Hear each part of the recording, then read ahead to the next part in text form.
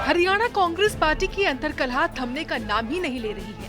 आए दिन किसी न किसी जिले से कांग्रेस में चल रही गुटबाजी सामने आती है।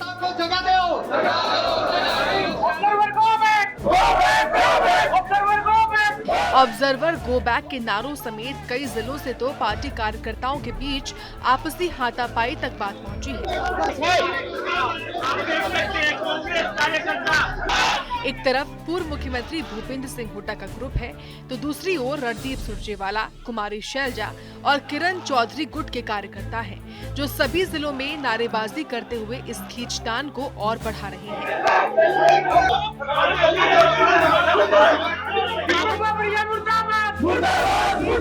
अब हाल ही में जींद में कांग्रेस के ऑब्जर्वर के सामने हंगामा करने वाले सुरजेवाला गुट के नेता मीडिया के सामने आए। वहीं कांग्रेस नेता संदीप सिंह ने जींद के जिला प्रभारी आनंद सिंह पर आरोप लगाए हैं। कहा है कि एजेंडे के तहत हुड्डा जी ने एक लिस्ट आनंद सिंह को दी है, उन्हीं की रिपोर्ट बनाकर आगे भेजने का प्लान था। साथ ही उन्होंने और क्या कुछ कहा है, सुनिए सर। मैं आनंद सिंह दांगी जी को इस प्रेस वार्ता के माध्यम से ये बताना चाहता हूँ, कहना चाहता हूँ, जींद जिले की जनता आपको प्रभारी के रूप में मानती ही नहीं है, क्योंकि आप एक व्यक्ति विशेष के प्रभाव में काम कर रहे हैं। और रही बात आपकी, तो यहाँ पर जिम्मेदारी कांग्रेस कमान ने या जिससे व्यक्ति से आप प्रेरित हो, उन्होंने आपकी यहाँ पर जिम्मेदारी सिर्फ चाय पानी का प्रबंध करने के लिए लगाई थी, ना कि यहाँ पर जो कार्यकर्ता हैं, जो कांग्रेस के समर्पित कार्यकर्ता हैं, उनको मिलवाने के लिए। अब इस बात से उन्होंने एक बात कही अपनी प्रेस वार्ता के अंदर कि भाई आओ, आप अंदर आओ, मैं आपको उनसे मिलवाता हूँ। जो बड़े पदाधिकारी हैं वो अंदर बैठे हैं और वो दांगी जी की गाइडलाइंस में काम कर रहे हैं। इससे क्या पता चलता है? यह एक सारा का सारा सोची समझी साजिश थी। अब जो छोटा पदाधिकारी है वो ये कह रहा है कि भाई आओ, मैं आपकी उनसे अंदर बैठे ऑब्जर्वर से बात कराता हूं और मैं आपकी बात वहां पे रखूंगा, ये बात कह रहे हो।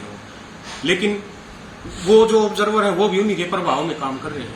और आनंद सिंह दांगी जी का यहाँ पर आकर के उनका मेन एजेंडा था कि मैं वहां जाऊं और जो हुड्डा साहब ने जो लिस्ट दी है उनकी एक रिपोर्ट तैयार करके आगे फॉरवर्ड कर दूंगा और वो फॉरवर्ड करने के बाद में मेरी टिकट पक्की हो जाएगी।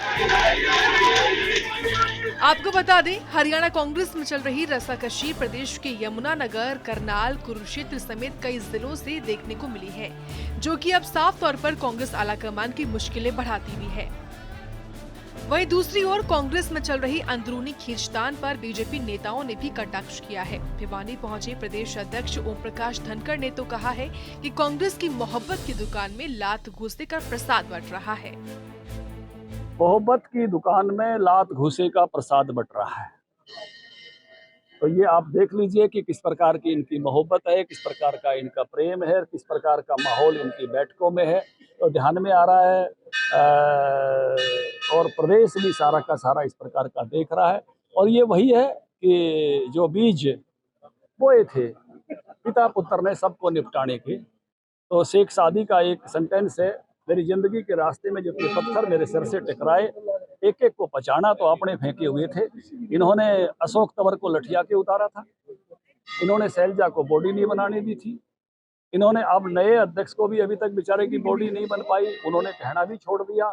तो जिस प्रकार से सुरजेवाला जी को यहाँ से पार करके जयपुर भिजवा दिया था, अब कांग्रेस में सब तरफ से बौखलाहट है। कहीं सुरजेवाला जी जो है राक्षसी प्रवृत्ति का बता रहे हैं वोटर्स को, कहीं गाड़ी भी दे देते हैं जो है भाषण देते हुए।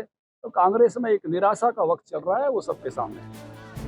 वहीं मुख्यमंत्री मनोहर लाल, उप मुख्यमंत्री दुष्यंत चौटाला समेत कई और भी नेताओं ने कांग्रेस के इस बिखराव पर क्या कहा है, सुनिए जरा। और इस नाते से चाहे हमारे फैमिली आईडी हो, चाहे पोर्टल हो, चाहे बाकी चीजें हों, जनता के लोग सब ये चाहते हैं कि ये सिस्टम बने रहने चाहिए इसको, क्योंकि हमारे कुछ पॉलिटिकल पार्टी के लोग ये भी कहते हैं कि हम आएंगे पोर्टल खत्म कर देंगे, हम आएंगे फैमिली आईडी खत्म कर देंगे। मैं उनका धन्यवाद करता हूँ कि वो इस प्रकार की भाषा अगर बोलते हैं तो जनता उनको अपने आप आड़े हाथों लेगी और जनता पोर्टल नहीं खत्म करने देगी, जनता उनको खत्म करेगी। वैसे तो वैसे तो अपने घर में ही वो जिस प्रकार के तमाशे उनके हो रहे हैं, कहीं उनकी लीडरशिप के झगड़े, कहीं उनके नीचे के झगड़े आपने स्वयं देख लिए हैं। उस नाते से अब चाहे इश्यूज़ का बेस्ड पॉलिटिक्स हो, चाहे व्यवहारिक रूप से हो, भारतीय जनता पार्टी का यह दावा है कि केंद्र में तीसरी बार नरेंद्र मोदी जी के नेतृत्व में सरकार बनेगी। हरियाणा में फिर से भारतीय जनता पार्टी की सरकार तीसरी बार ये बनने वाली है, ऐसा हमारा ये दावा है। इस नाते से हमें जनता में जितना भी एक रिस्पांस मिल रहा है, उस विश्वास के साथ हम ये कह सकते हैं। विषय आपके सामने है, वही जनता के सामने है। जनता इसका विश्लेषण करती है, जनता मन बनाती है कि एक वो है, एक ये है। वहाँ तो तरह तरह के जो कहीं का ईंट, कहीं का रोड़ा, भानुमति का कुनबा जोड़ा, ऐसा भानुमति का कुनबा जोड़ के बहुत लड़ाई है। और मुझे नहीं लगता कि बहुत लंबा, ना तो ये इंडिया गठबंधन टिकेगा, ना कांग्रेस के नेतृत्व की फूट छुपी रहेगी। बहुत लड़ाई है और मुझे नहीं लगता कि बहुत लंबा, ना तो ये इंडिया गठबंधन टिकेगा, ना कांग्रेस के नेतृत्व की फूट छुपी रहेगी। पिछले 10 साल से आप लोग देख रहे हैं कि 3-3 पार्टी के अध्यक्ष बदले गए, 5-5 प्रभारी बदले गए। आज तक जो लोग अपने ज़िले में संगठन भी नहीं खड़ा कर पाए, वो पार्टी देश और प्रदेश में ताकत में आने के कहाँ से ओपन ले रही है। कांग्रेस को सख्त निर्णय लेना चाहिए इनके खिलाफ, इन सबको पार्टी से बाहर कर देना चाहिए। जिस पार्टी के अंदर आप मान के चलो किसी भी संगठन में अगर डिसिप्लिन नहीं होगा, वो संगठन आगे नहीं बढ़ सकेगा, वो खत्म हो जाएगा। आज कांग्रेस कमजोर होने का कारण सबसे बड़ा यही है कि उनकी संगठन में जो है वो डिसिप्लिन नहीं था जो पुरानी कांग्रेस में था। इसकी वजह से आज कांग्रेस खत्म होती जा रही है। नेताओं पे, जो नेता अपने आप को वर्चस्व की लड़ाई लड़ रहे हैं, जो कहते हैं हम कांग्रेस को मजबूत करना चाहते हैं और जो कांग्रेस को रोज गिरवी रखते हैं, आपने विधानसभा में नहीं देखा कांग्रेस की क्या भूमिका होती है। कांग्रेस किस तरह से भाजपा के आगे नतमस्तक होती है, कैसे भूपेंद्र सिंह हुड्डा सरेंडर करते हैं। अब देखने वाली बात होगी कांग्रेस आलाकमान हरियाणा कांग्रेस में चल रही इस उठापटक पर विराम लगाने में क्या कदम उठाता है। सूर्या समाचार के लिए भिवानी से इंद्रवेश लोहन और जींद से परमजीत पवार की रिपोर्ट।